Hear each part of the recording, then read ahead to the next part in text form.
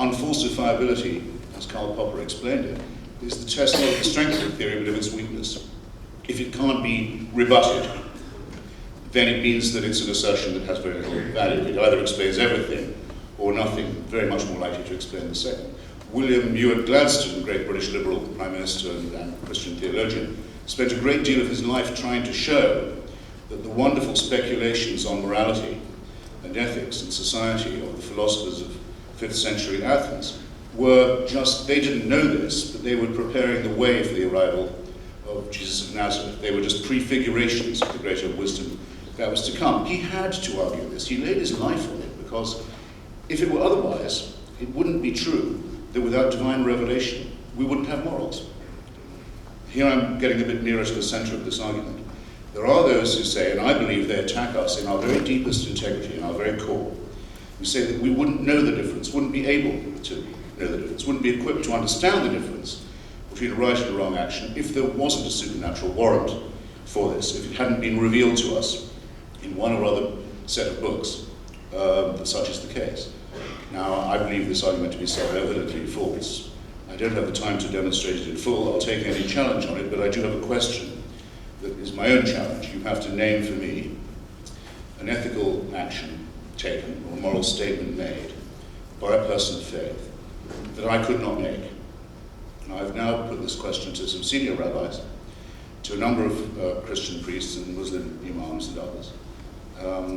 And I've not so far been given an instance where that would be defensible, where they could say, here's a moral thing we know about that you don't. Here's an ethical action we can perform, an unbeliever cannot. I leave the question with you. I'm always open to an answer to this challenge. It has a corollary question, which is a lot easier. Can any of you think of a wicked thing done by a person of faith because of their faith? You've already thought of one.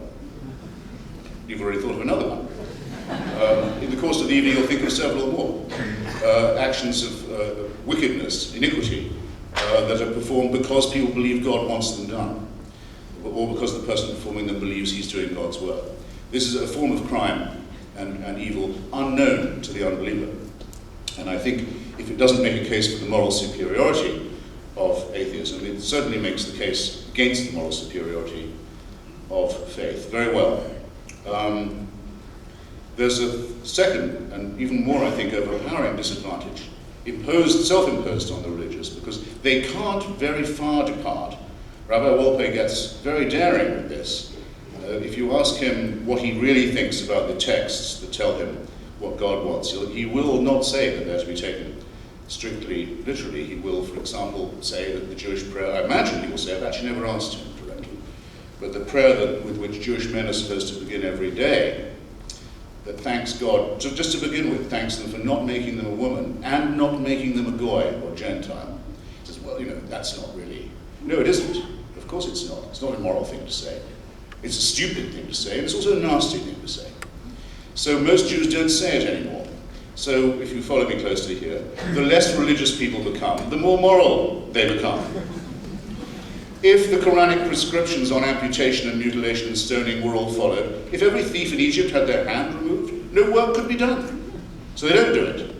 They should do it. They're ordered to do it, but they don't. They're ordered to kill the unbeliever in specific terms. In the Hadith, not the Quran, but in the sayings of the Prophet, which have the same theological and moral weight in the teaching, it is said that anyone who tries to change their religion from Islam to apostatize must be killed. They can't do it. They should. It's a divine mandate, but they don't.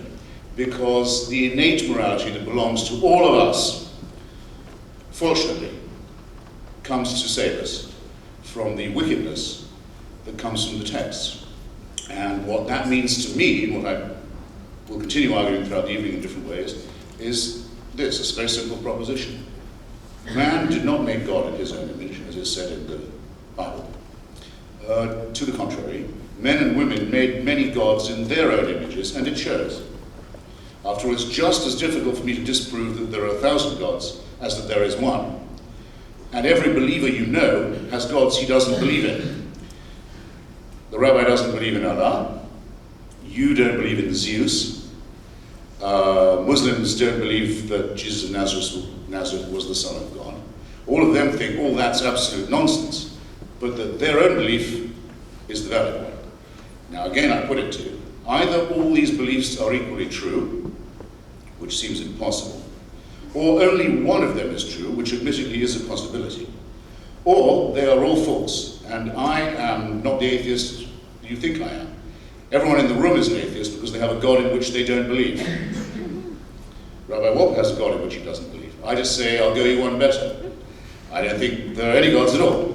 It's not that hard of a leap to make, you know. There's a wonderful novel by Peter de Vries called Slouching to Kalamazoo. Well, a novelist you all ought to read if you haven't. He was brought up as a Dutch Reformed Calvinist. In this novel, there's a debate between the town atheist and the town priest, and they both succeed in convincing each other completely in the course of the evening. This never really happens. So much so that neither of them can be persuaded to go back to their previous position. But at any rate, de Vries at one point says, musing on this, his leading character says, people used to believe there were many gods, they were polytheists. Then they believed there were spirit gods, gods in the trees, gods in the waterfalls, gods in the wind, so forth. And then they became more polytheistic, and then they became monotheistic, with only one God. So they're getting nearer to the true figure all the time. Who says there's no progress? The magic figure of zero, the discovery of which was a great innovation in human history, is the one at which we will arrive when we contemplate the likelihood that we are supernaturally designed with a plan in mind for us. Now let's just consider for a moment, what if I was to announce that I was a convert to that view? What if I say, okay, I give up. I've listened to the wise men now, I think it's true. I think that God intervened and that I'm saved as a result, and that I wouldn't know right from wrong, and so I'm grateful for this intervention. Well, I'd have to believe the following. The human species we now know to be at the very least 100,000 years old. Certainly not less. Some good scientists say near a quarter of a million. I'll take 100,000. For the beliefs of Jews, Muslims, and Christians at any rate to have any validity, it must be the case that the Creator watched this species for 97,000 years as it was born, usually dying in childbirth, lived perhaps to the age of 20 or 25, dying in terror of nameless diseases or of their teeth, terrified by earthquakes they couldn't explain, by typhoons, by hurricanes, tortured by plagues that they couldn't understand. They didn't know there were microorganisms who have dominion over us. We don't have dominion over nature. It's the other way around. Violent in war, slavery, racism, you name it. For 97,000 years, heaven watches with indifference. And then says, 3,000 years ago, starting 3,000 years, it's probably time to intervene now. Not in China, where they can already read and know how to make things and have a concept of science and knowledge and philosophy.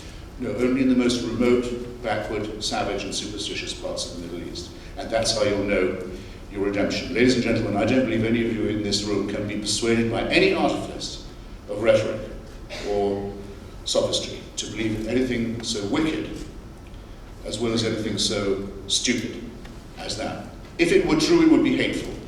Those who allege it to be true are not necessarily hateful, but they ask you to ignore all the painstaking evidence that's been piled up by the real work of humanity, which is that of philosophy, science, and culture, in which the next step each society and each individual has to take is the emancipation of themselves from theocracy and its poisons. And I invite you to join me in that enterprise, and I'm very grateful for your attention. Thank you.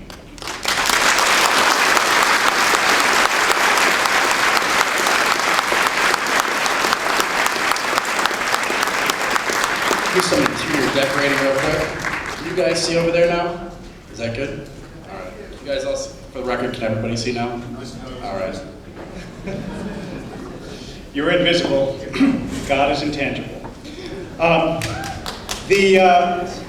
want to start off by saying that I agree with Mr. Hitchens. After listening to him, it's clear that the adrenal glands are too big, because mine went into overdrive, not only because of what he said, but because of the way in which I think you can paint religion that is false to religion and true only, to a conception of religion that does violence to what it really is. And I want to take all three areas, first of all, religion's record, second, religion's claims,